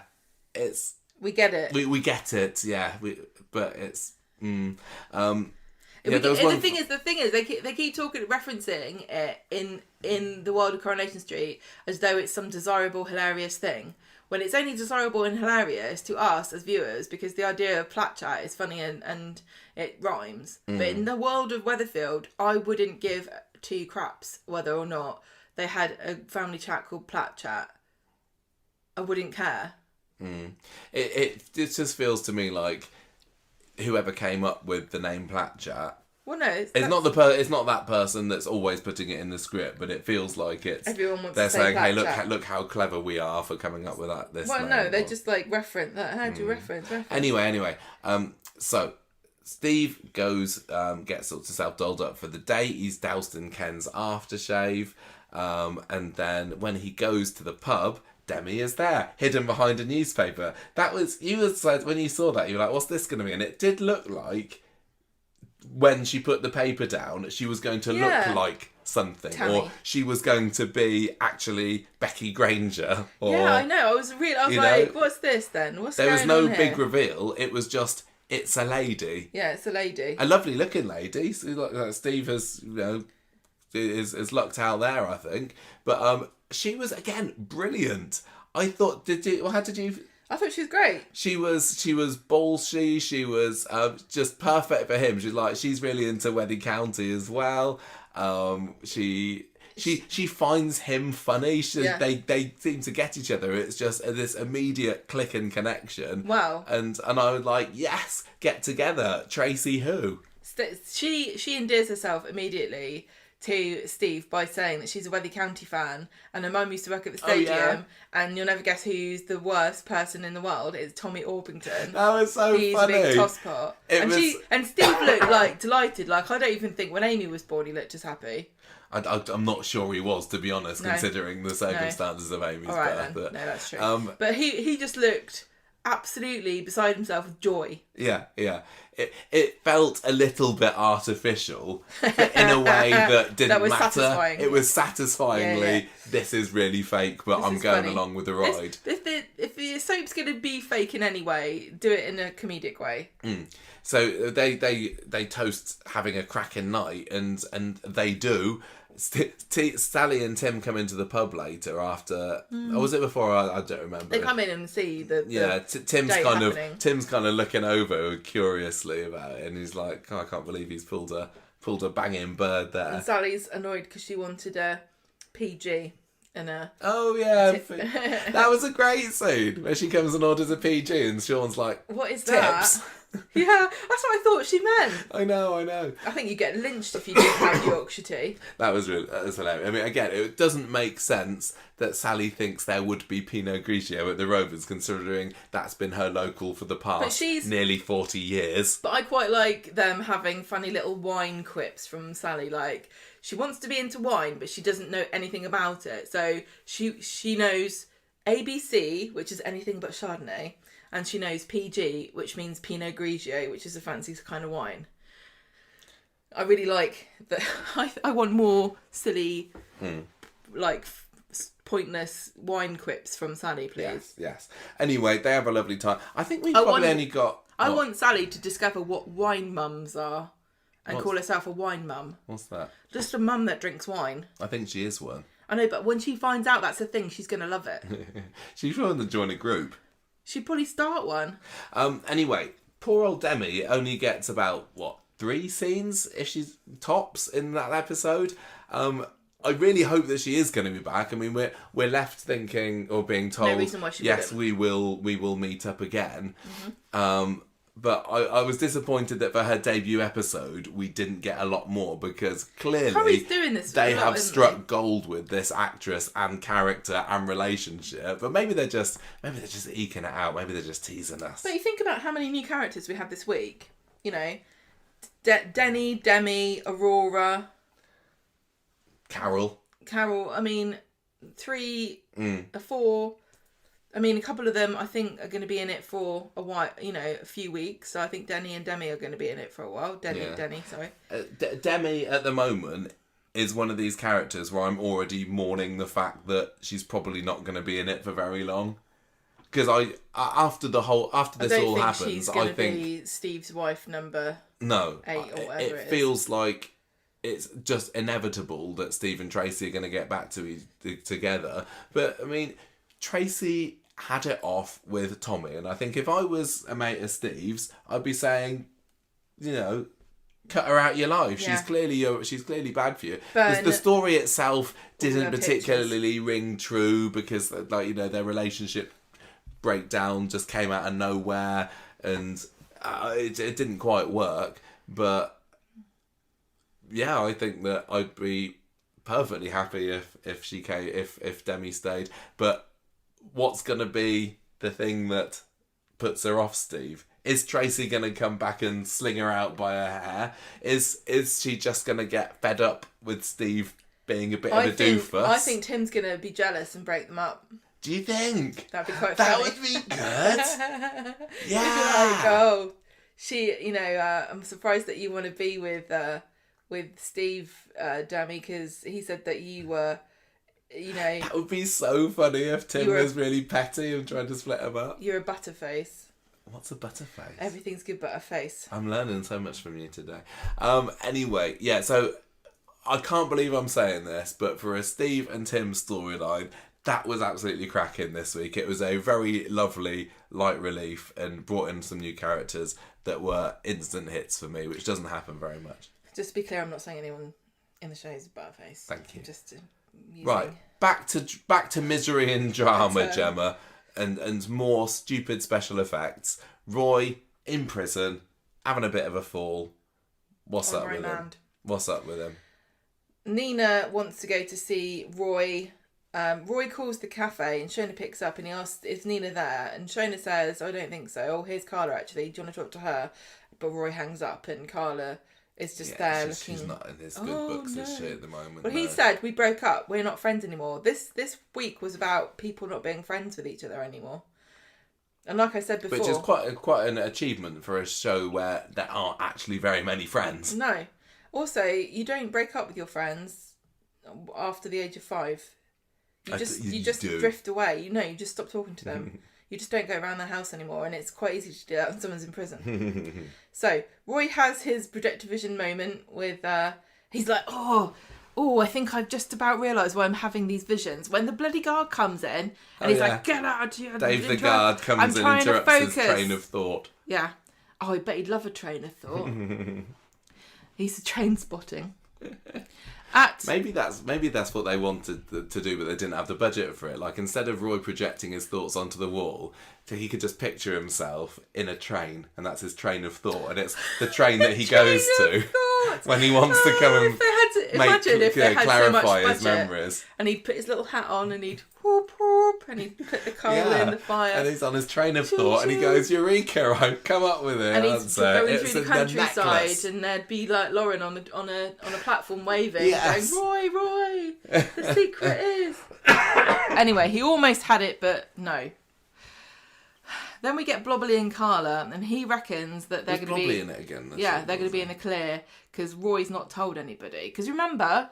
Oh yeah, he's thinking, we got away with us. The last time we saw Roy, he was calling DF Swain from his special prison phone, and she obviously hasn't.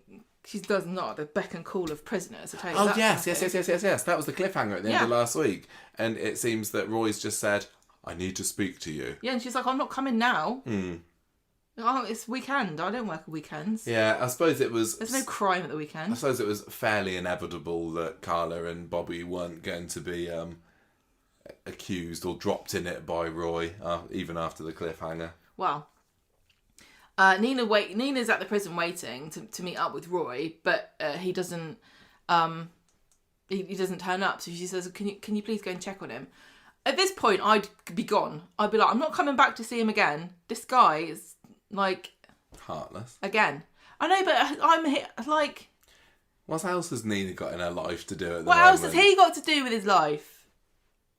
If I come to visit in prison and you don't come out, I'm not coming. I'll come back once more. He's having a funny turn, Gemma. Well, he's doing a summer in his cell, isn't he? He falls over. The nice guard. I thought that Corrie had called time on cliffhangers where characters are splayed out on the floor and going, "Oh no, are they okay?" But I thought he was just planking because I missed that. Well, Roy is a bit behind the time with the trends, isn't he? He's just like... about time that planking has caught up to him. Somebody told me this guy's been in prison for 15 years, and he just told me about planking. Right, so the guard's like, "Oh gosh," and so they tell Nina she needs to go to the hospital. So Nina's at the hospital when Carla arrives, and nobody's telling them anything. And Carla's there like a girl outside a nightclub going, "Oh, can I see Roy?" They're like, "Not on the list. You're not on the list. You're not getting in."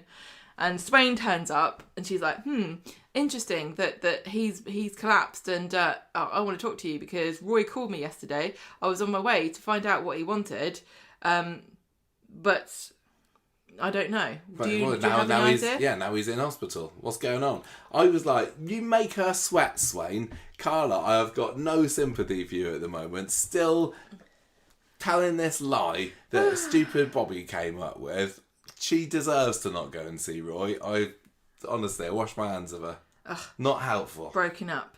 So I've broken up with Carla. Swain, Roy's woken up, so Swain can go and talk to her. So Swain's allowed in because she's on the list, but Carla isn't, so she has to look through the window and watches. And as soon as she was there behind Swain in the window, I was like, "Oh, Roy's going to see her," and then decide against lurking around. Decide against dropping her in it. So Swain says to Roy, "What do you want to talk to me about?" And Roy's like, "I want to know how the case is going." And she's like, "What the hell? You're not. I'm not your. You can't call me around. I'm not your beck and call. If you do this again, I'll charge you with wasting police time." So then lots of people have said that there's a bit of sexual tension between Swain and Carla, and we definitely got told by the press. And when did you bring this up with I think I brought it up, Vicky. I can't remember. Vicky, who plays Swain? Yeah. That Swain is gay. So I think, and that she has got her eye on somebody possibly. As soon as people, like fans, found out that Swain was gay, they were just shipping her off with everybody. And Swain and Carla, I think the internet would explode. That would be a bit of a power couple, wouldn't it? And I think that Carla possibly would be Swain's type. I thought you said she was swayed by Swain. Yeah. There you go. There's storyline title. So they kind of have a bit of a sparring session. And Swain says... Swain's like, I've got more innocent people to arrest or something than the she. So Bobley comes to the hospital later and is happy to hear that Carla says Roy's not told anybody anything. But Carla's still worried that he's going to say something. So eventually Roy calls Carla in to speak to him. And he's saying to her, I don't think it's a good idea that I kept quiet. I'm not sure whether it was the right idea.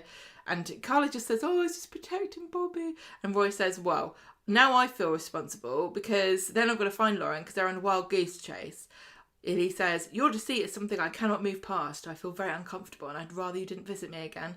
In fact, as far as I'm concerned, this is the end of our friendship. That's how you break up with somebody. And then he says, just goodbye, like get out. When they eventually find out who did take Lauren, are they going to just ignore the fact that this person that Bobby made up clearly now doesn't exist? It's difficult to say. I know that in real life there have been high profile cases where people have just got excited and involved themselves in police investigations just for attention. And that sometimes they get in a lot of trouble and sometimes they don't. I hope Bobby does. Yeah, throw him in prison. On Wednesday, Mary asks Carla if she wants to go to the hospital with her. And Carla's like, has not gone around telling everybody that me and Roy have broken up. But Carla just says that he's a bit messed up. He doesn't want to talk to me. So Mary goes to. She was fairly tolerable as well.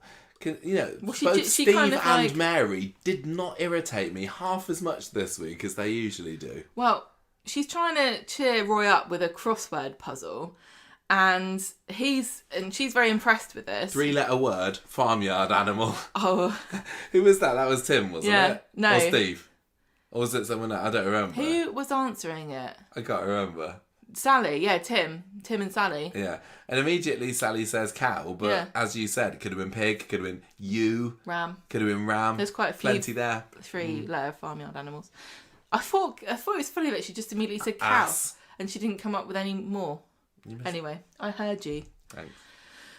So, Roy is impressing Mary with these skills, and he says, I just wish my big brain could remember. We are talking crossword solving skills and not the skill of projecting your memories onto the wall. Can you imagine that? He's like, hey Mary, look what I've picked up while I've been in prison. Just look at that wall over there.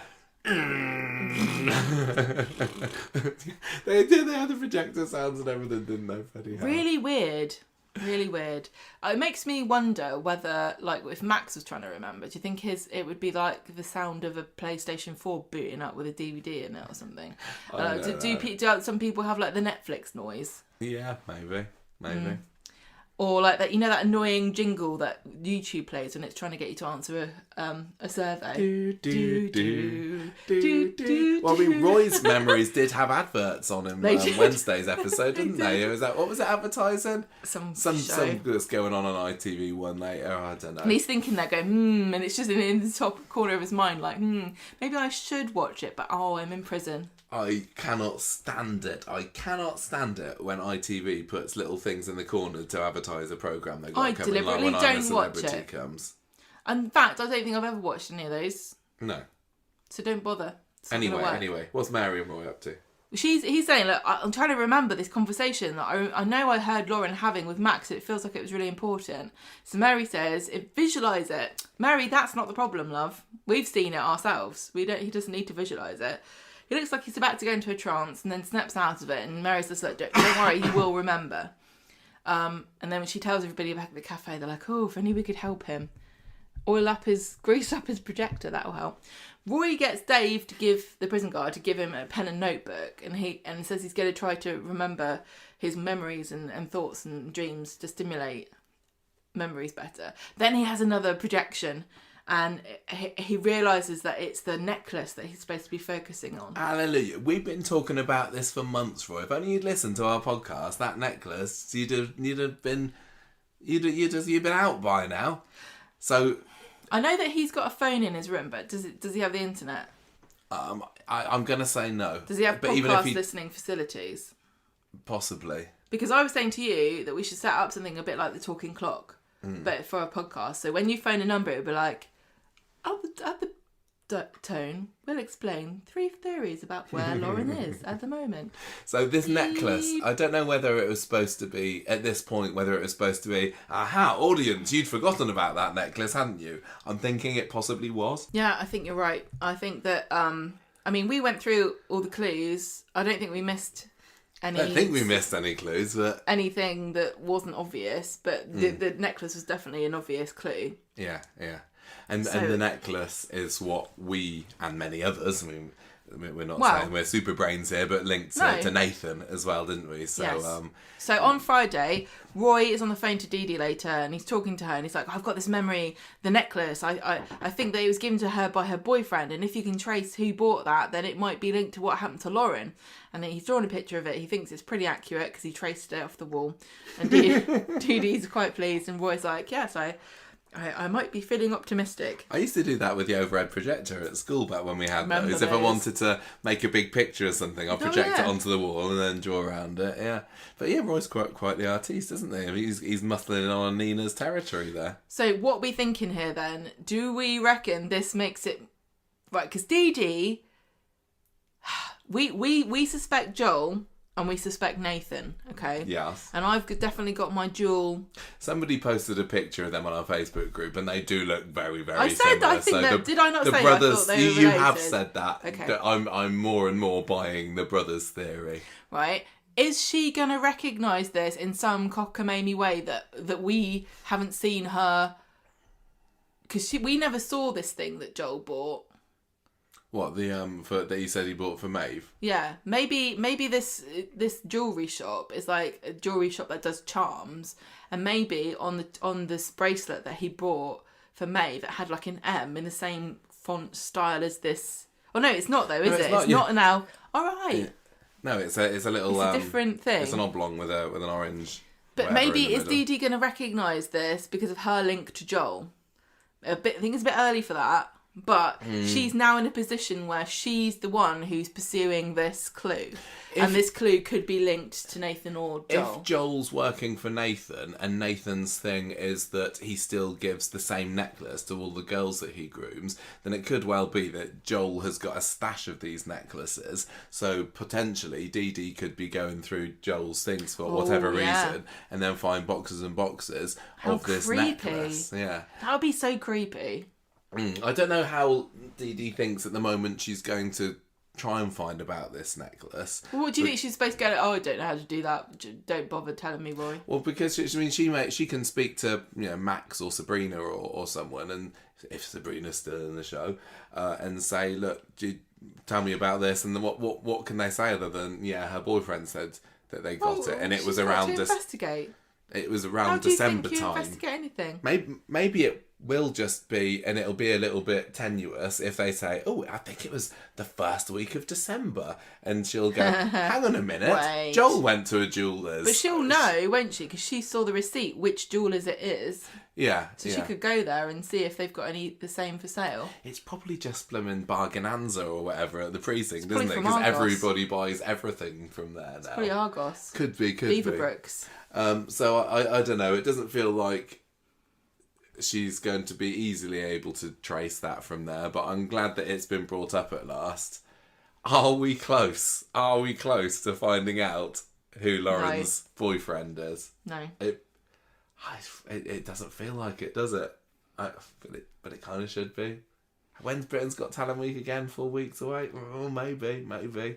I don't know. I genuinely don't know if Kate Fitton's gone back to work, and I think if she had, they would. You say go back to work, like you know that she's going to go back to work. Yeah, but I think if she were to return, go back to work, you haven't seen her go back. Yeah, and I don't think that they would be advertising the fact. Of course, they'd they're not going to. But anyway, I'm glad that's all coming out. Anyway, what we know about the necklace is that it was on the side next to the little doll statue when Roy went round to see Lauren. Yeah. But then when Bobby came in and found the flat empty, the necklace was gone. Yeah. So that necklace was taken when Lauren left. So I don't know what's going to happen with that. But all she needs to do is go on Twitter anyway and go like, hey everyone, I saw this really great necklace on Coronation Street. Can anyone help me track it down? Oh yeah, Soapstar. Soapstar will help you. Right. Ask the wardrobe department. Let's move on to the Alia story. Ask the actress. Sometimes they know what brand it is. Nobody can get hold of her. So the Alia story. This is where the week really started to go downhill. I mean, I wasn't super invested in the Roy stuff this week, to be honest. But with this story, do you know what? I didn't know what was going on. Do you know what I hate about Alia? Right, every time I try and give her a chance, I know she blows it. I know. We loved Alia for one episode a couple of weeks ago when Adam was being particularly annoying to her about it, and she got one over on him, and you're like, yeah, go on, Alia, I'm rooting for you. She couldn't let it rest. I want to like you, and then she's like, guess what? I'm still insufferable and smug, and also so make so many bad decisions, and I think I'm so brilliant. Oh God, do you know, she reminds me of like. There's always some girl at school that's like this. He's got perfect handwriting and nice little neat everything and a little bag and all of her nice uniform. Always looks nice and glossy and perfect and thinks she's so great, but she's not. I hate being horrible to characters sometimes when they're genuinely just supposed to be nice characters. She's just trying her when best. They're supposed to be nice characters, like Alia, really annoying, but we're not supposed to find her annoying. No. Same with Summer. As well. They're just annoying, prissy, annoying. Yeah. And from everything I hear, Sarah Khan is absolutely lovely and charming. And she's about to embark on an amazing adventure with a new family. And I'm like, what? She's pregnant? Alia, I really hate you. Oh my God. I have got absolutely nothing against Sarah Khan. No, I think she's great. She did. Or Harriet Bibby. No. But don't know them. This story was. Did anybody follow what was going on with all the legal stuff this week? Can somebody tell me? Does anybody like Alia? I think there's probably a few Alia fans out there, but she's just so annoying. I think that this week could literally be summarised as. No, I don't. I'm going to sound like I really don't know what I'm talking about here, but Alia is her absence is being felt in Barlow's legal services because her elite solicitor skills are no longer there, and now Dee Dee and Adam can't find any papers or something. What was her job? Because it seems as though she just did everything. I don't know. Like, she was a receptionist, she answered the phone, she organised the paperwork, she also did legal things. But then she got annoyed when Adam was telling her to make cups of coffee, even though that was her job, because she's got ideas above her station. I don't know. She leaves her shoes there. What is she doing? What's her job? Adam she can leave shoes there. Adam decides and he tells Dee Dee that maybe they should stop working with Fabians, which is this company that Alia now works with. And Dee Dee's like, you're just being petty against Alia. We can't. We got to work with these people. Well, we're not getting paid off Roy. And then we get a conversation with Alia and Rich phone up. Rich from Fabians and say, let's Fabian, I don't bloody know, Felon, whatever. And he's pretty peed off that he has to, that she's there being a brilliant secretary for this fancy pants company. She's not a secretary. Or whatever she is. She's training there. Is she? See, I don't know that. Adam's so bloody obnoxious. I just switch off when the story comes on. I hate Adam as well. What kind of a dickhead takes a phone call on speaker in an office Every time he takes a phone call, he puts it on speaker. I hate people that do that. It's for the audience. For the Lift benefit your of the phone audience. up and talk like a human being. He tries to make out that he's really, really chocker and can't possibly manage a meeting with her, but then we see in his diary. No, hang on. It's on a Wednesday, isn't it? We see his diary and the Wednesday is completely blank, and he says tomorrow, so it's supposed to be Tuesday when that episode's on. And well, that wasn't the point of that, Michael. The point was that Alia had insider information that he always leaves his diary free on a Wednesday, and she knew that when he said he was busy, that he was available. Really? So much of this story I missed. Literally, I was just asleep when this story came on. It was not interesting. I'm surprised you ever followed a single episode of The Apprentice. I don't care about loyalty things, especially, ever since Imran's gone, that whole office can catch on fire as far as I'm concerned. But we find out at the end of Monday's episode that Alia is being poached, and she's already been poached. She's been poached, but she's been sent off to Dublin. She heard that we went to Belfast and she got confused and wanted to go to Dublin. So they're two different places, Alia. Alia and Rich come to Barlow's solicitors on Wednesdays, and Alia says, I'm going to Dublin, and Adam's like, oh, I'm so pleased for you. He says he is. Then there's kind of like weird flirtiness that comes out of nowhere. Some men get very attracted when women are pregnant, I think. She's not pregnant. In the show, she's not. And but I think it's definitely Adam pregnancy says that brain. Rich is ironic. Adam says that Rich is arrogant, and Alia says that that's ironic, and Dee Dee's making fun of Adam for fancying Alia. It was just so it came completely out of nowhere, didn't it? They've been building it. They've been doing this. What? 2 weeks they've been trying to make us believe I've that not felt anything Alia between them before. And Adam secretly fancy each other. I can't believe that this would ever. I just can't believe it would happen. So she comes round there on Friday. More obvious flirting between Alia and Adam, which eventually leads him to saying, because she says, I don't date anyone from work. Don't worry, I don't fancy Rich. And Adam's like, I don't want you to like Rich. I want you to like me. She's like, I do. And they snog. And then, of course, Rich chooses that exact moment to walk in on them. And he's not happy that Alia's snogging Adam. And, maybe I shouldn't send you to Dublin after all. And Alia's like, but I want to go to Dublin. No, I've blown my big chance. And DG decides that maybe she should go to Dublin because it would put a bit of distance between her and Adam. She's going to Dublin, isn't she? Why would Rich not immediately fire this ditzy-headed moron who was left alone with a client for 5 minutes and immediately started snogging his face off?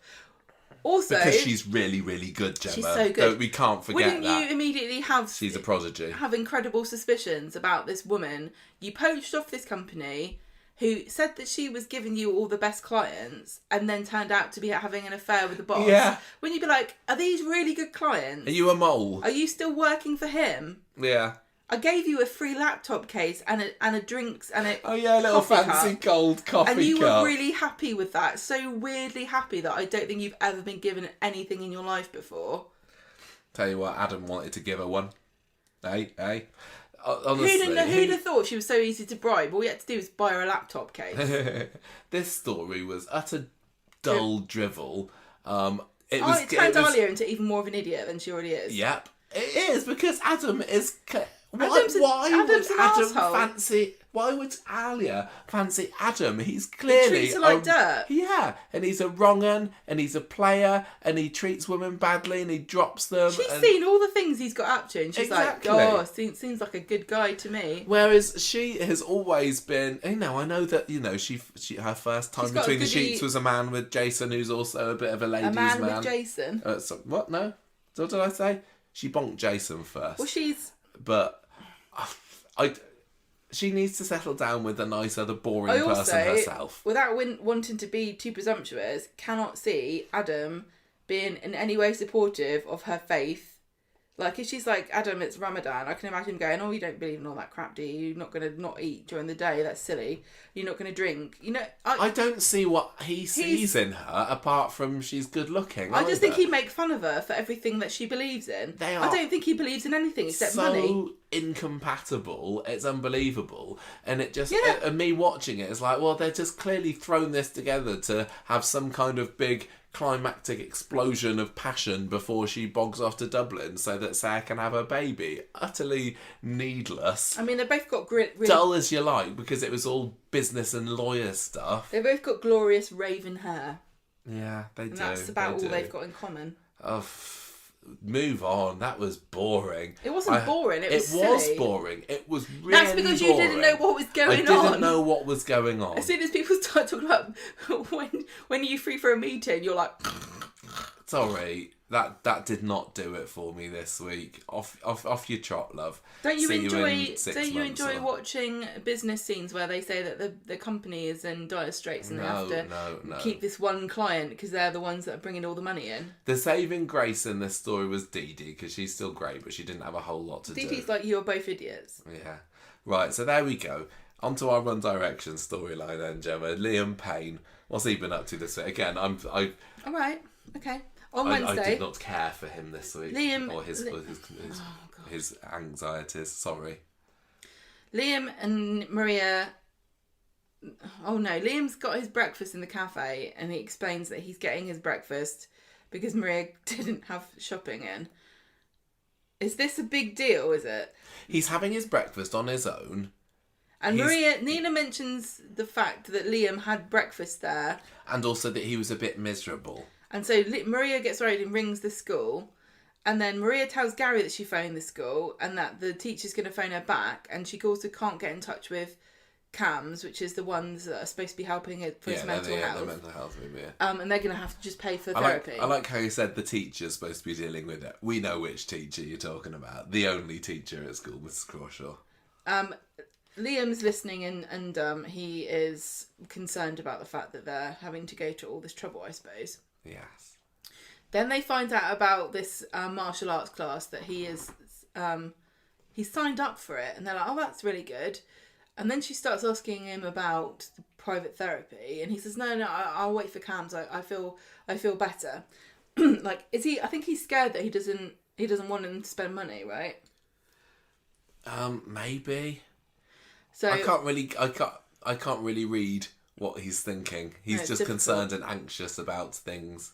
On Friday, Maria is fussing over the fact that Liam's got to go for his lessons, and he then starts voggling diazepam, which is also known as Valium, which is a brand name for it.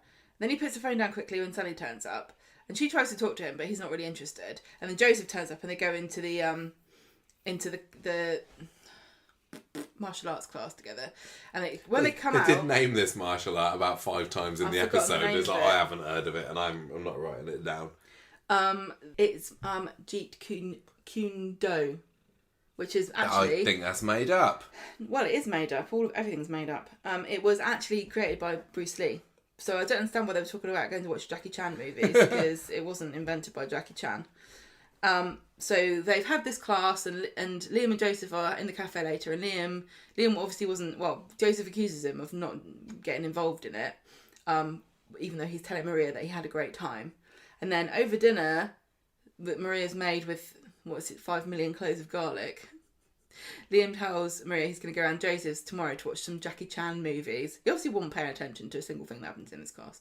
And she's very pleased to hear he's being sociable. But when he heads off to his room, he takes a puff of his inhaler. Like, I kind of read into that he's not actually going around Joseph's house tomorrow to watch Jackie Chan movies, and he's just told a big old whopper to his mum. What's he up to? I don't know. I think Maria even mentioned it, that it was odd that Joseph and Liam were hanging out together because of the age difference, but to me it just felt like they thought, which character should we have also go to martial arts together? I don't know, we haven't done much with Joseph recently. It's a shame he didn't get into it, because I would thought that it could actually be of great help to him in a way, like self-defense, you know. Maybe that's going to be the ultimate showdown between him and Mason. He should do judo. Judo flip. Well, didn't they mention that? I can't remember when Maria was talking to Sean outside and she says, oh, he's just going to his judo class or something. So she's clearly got no idea what she's talking about. Anyway, yeah, whatever for that story, I'm afraid. But we did have the Leanne story on Monday, which was lovely. Oh my God. Leanne, she's been like... Oh, it's like she's Stepford. She's been replaced by a Stepford wife. Okay, up until Monday's episode, when she suddenly turns back, it's like all of the bitchiness has been concentrating within her, and then it bursts out on Monday. Eventually, it does. I mean, at the beginning, she's telling Nick that he can buy a giant TV, isn't she? What a great wife. Perfect. They haven't really got room for a big TV in that flat. Where would they put it? When's that ever stopped a man getting a big 70-incher, eh? Where are you going to put that? She says that he deserves it. Maybe that's why we see him squinting all the time, because he's actually just watching his tiny TV, and then they'll get a big screen when he's like, oh, I get it, I don't need to squint anymore. Do you think Nick sits down in the evening and Leanne goes, right, it's time for telly, and she wheels out one of those school ones. Yeah, and then he sits there just squinting for the next 3 hours, and then his face just stays that way. Oh dear. Anyway, she's excited about her street food. Yeah, she's deciding that she's going to do street food market stuff at the bistro. I wish people would stop doing this. Why? Stop saying you're doing street food. Coronation street food. Stop doing it. It's really lame. You're not doing street food. It's just starters with a different name. Also, I hate what people in this country have done to katsu curry. And I also do not like how suddenly everyone's into Korean food without actually knowing what it is. Stop doing it. You don't know what you're doing.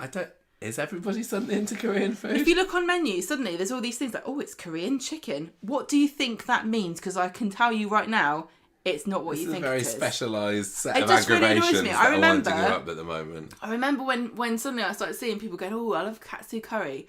Oh, I love katsu curry. And I was like, oh, that's good. And then it just becomes apparent you don't even know what katsu curry is. You don't know what it is. Stop doing it. Call it something else. What is it then? What do you mean, what is it? Well, I think I know what it is, but what do other people think it is? They just put some horrible gloopy curry sauce on like a breaded chicken. You are an expert in all things Asian cuisine.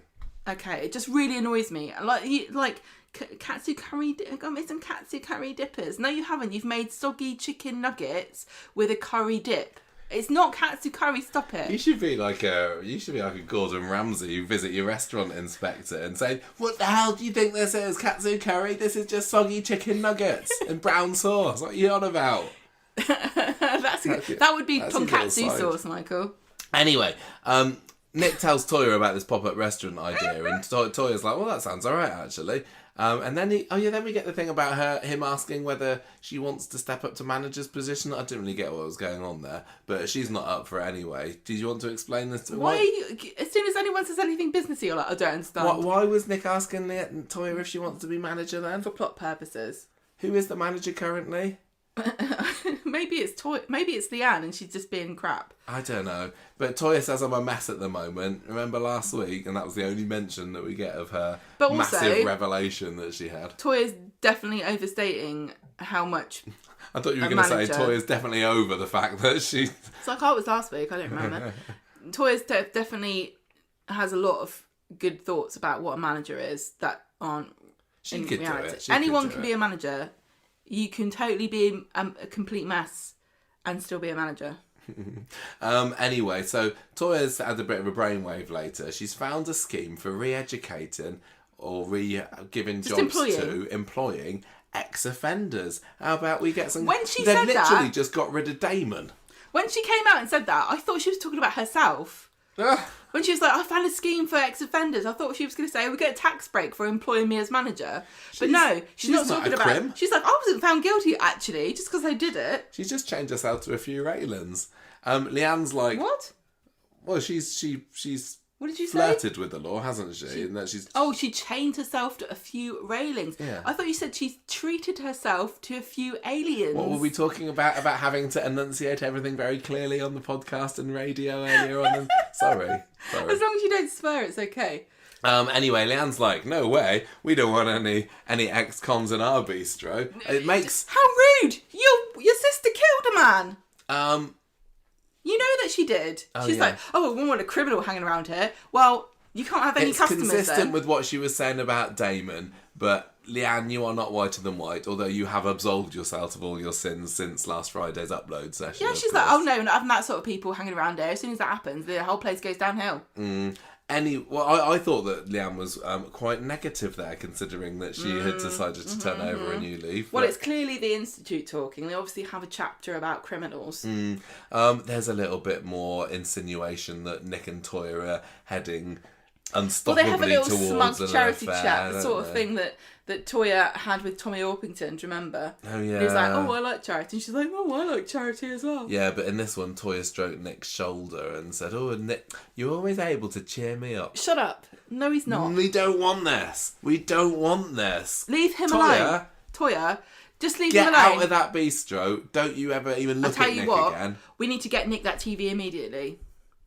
Yes. Because he won't pay any attention to anything. Once he's got that giant television, he'll be there watching, I don't know, Richard Attenborough's nature documentaries. He's dead.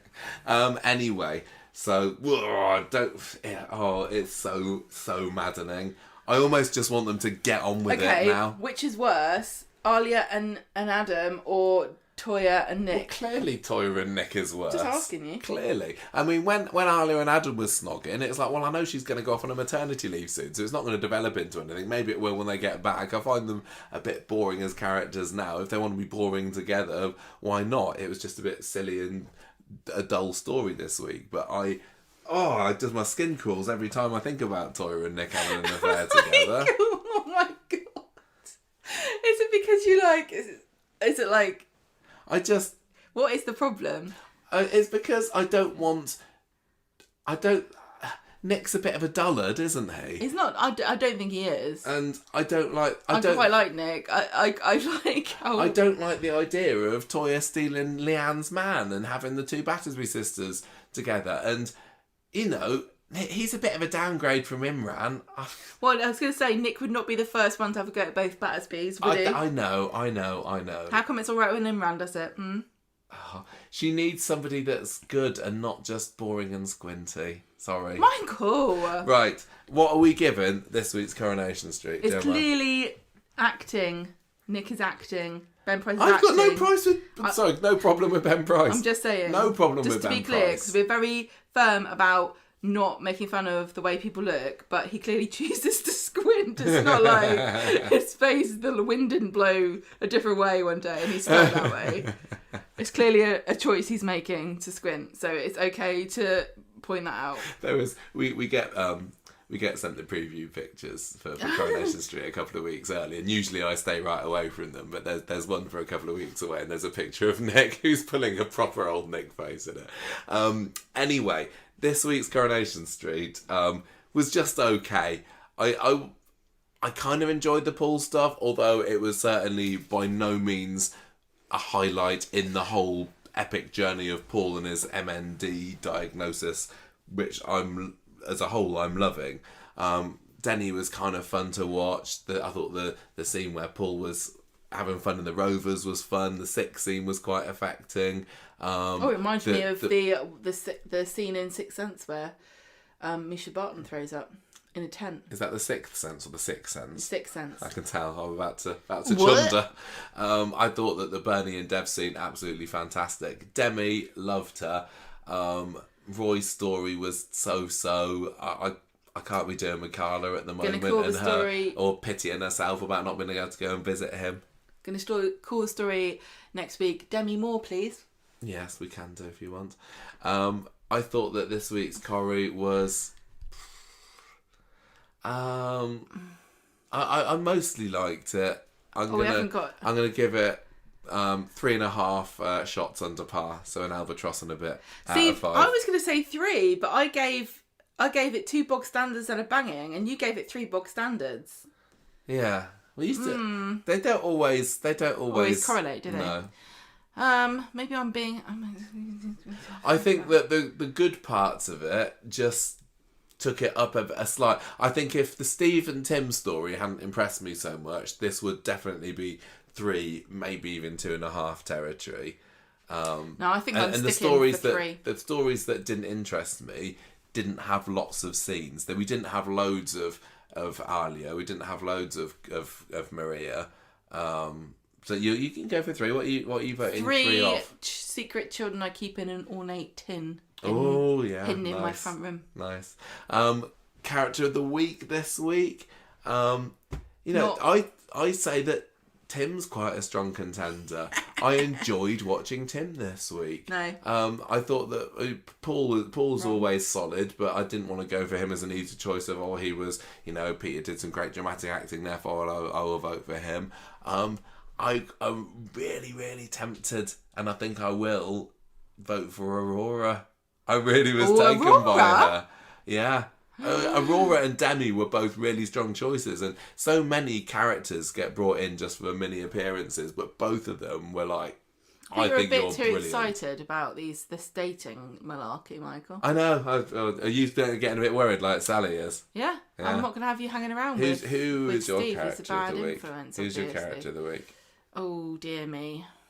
You got to decide. I can only feel it in dead air so long, Gemma.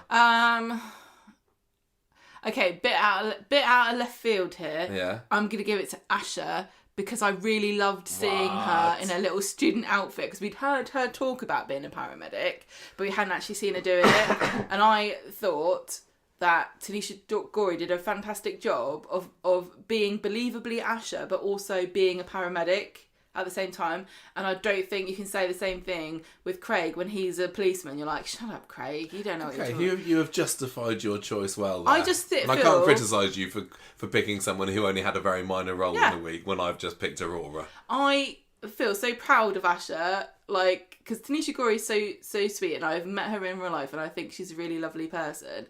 So I kind of feel like I've watched her grow into a woman, and now she's got her first job, and I feel like a proud aunt. Asha, sweet. you're doing a really good job, and she's looking after people, and she knows, and she was saying, I know about MND, and I wonder, in that line, makes me wonder whether Asha, and this is just adding my own fan fiction to this, but I wonder whether Asha's gone, my neighbour Paul, one day he might need help, so I'm going to look and see what kind of things I need to know about MND, because I don't believe that somebody who is a trainee paramedic in their first year would know something very specific about MND. No, I think you not. Probably would, learn some bits and bobs about things. You learn how to put someone's arm in a sling first, you'd learn I think they're very intelligent and they know what they're doing, but I just think that was very in-depth knowledge that obviously I think you would know if you're a qualified paramedic, but it just makes me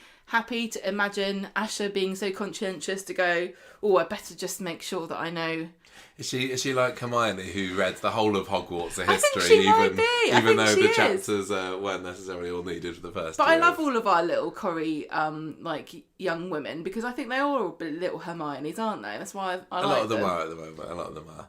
Okay, well, so not the best week of Coronation Street. Certainly not as hard hitting and controversial as last week with Toya. Bit more of a lull week, but there was definitely a lot to like in here as well. So there we go.